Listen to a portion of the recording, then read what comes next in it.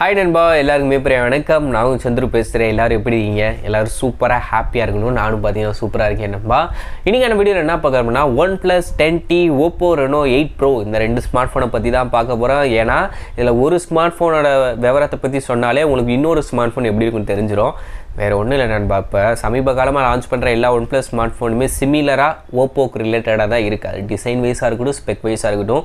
இப்போ அதே மாதிரி தான் 10Tயை பார்த்தீங்கன்னா பண்ணி வச்சுருக்காங்க. பேக் டிசைன் அப்படியே similar to Oppo smart phone தான். நீங்கள் கேட்கலாம் OnePlus 10 Pro மாதிரி தானே ப்ரோ இருக்குது.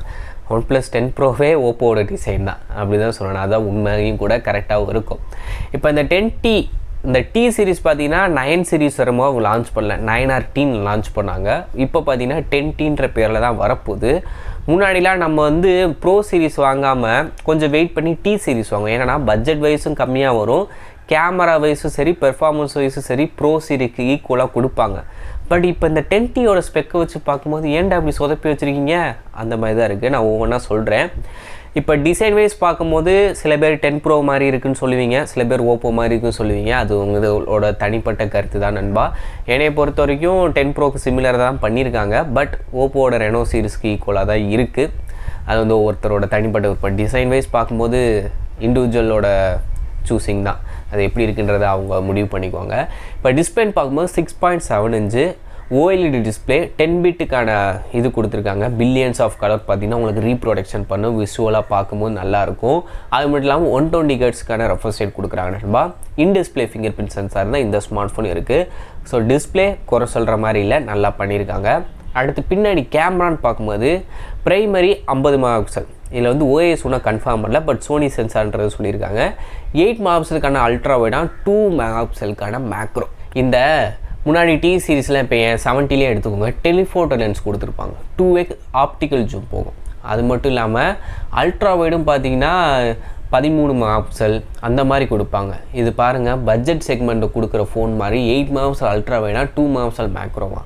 என்னடா பண்ணுறீங்க? அதுக்கு ரியல்மி ரெட்மியில் 10,000 12,000 ஃபோன் வாங்கினாலும் இதே காம்பினேஷனில் தான்டா வருது அப்படின்ற மாதிரி தான் இருக்குது. பட் இவங்க அல்ட்ரா வைடை கான்சென்ட்ரேட் பண்ணிக்கலாம், இல்லை அல்ட்ரா வைடுக்கு பதிலாக டெலிஃபோட்டோ லென்ஸ் கொடுத்துருக்கலாம்.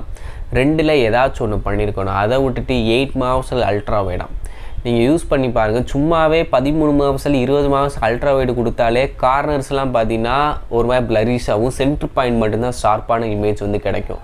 பட் இவங்க 8 மெகாபிக்சல் கொடுக்கும் போது அந்த அப்ரச்சர் வேல்யூ ரொம்ப கம்மியாக இருக்கும், லைட் சோர்ஸும் கம்மியாக இருக்கும், லோ லைட்டில் யூஸே பண்ண முடியாது அல்ட்ரா வைடை. இப்படிலாம் பண்ணிச்சேன். அப்புறம் 2 மெகாபிக்சல் மேக்ரோ, ஏன்டா அப்படி பண்ணுறீங்க?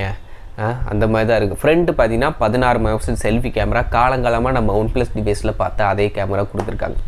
ஓகே, இதில் வந்து இது பண்ணியிருக்காங்களா.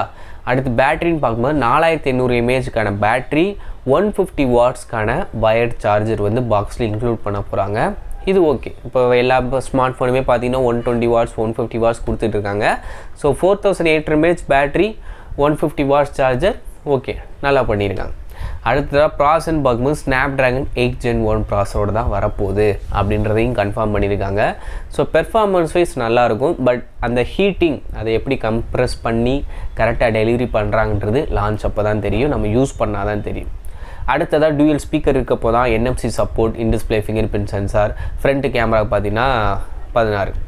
ஓகே, இதோட ப்ரைஸ் எவ்வளோக்கு வந்தால் நீங்கள் வாங்கலாம் அப்படின்னு கேட்டிங்கன்னா 35-37 இந்த ப்ரைஸ்க்குள்ளே வந்துச்சுன்னா தாராளமாக வாங்கலாம். பெர்ஃபார்மன்ஸ் வைஸ் நல்லாயிருக்கும், மல்டிமீடியாவுக்கு நல்லாயிருக்கும். இன்னொன்று அந்த கேமரா, ப்ரைமரி கேமரா நல்லாயிருக்கும். நான் மற்ற இதையும் நான் சொல்ல விரும்பலை, இதெல்லாம் நல்லாயிருக்கும். 35. அப்புறம் நான் 9R10 வாங்கிட்டு போயிடுவேனே ப்ரோ அப்படின்னு கேட்பீங்க, தாராளமாக வாங்கலாம் நண்பா. அதில் நான் எந்த ஒரு மாற்று கருத்து கிடையாது. பட் 8 Gen 1 இந்த ஒரு ப்ராசர் தான் பார்த்தீங்கன்னா இதில் மிகப்பெரிய ஒரு கேம் பிளேவாக இருக்க போகுது. 8 Gen 1 ப்ராசர் கொடுத்து இவங்க 35-37க்கு லான்ச் பண்ணாங்கன்னா நிறைய பேர் வாங்க அதிகமான வாய்ப்பு இருக்குது.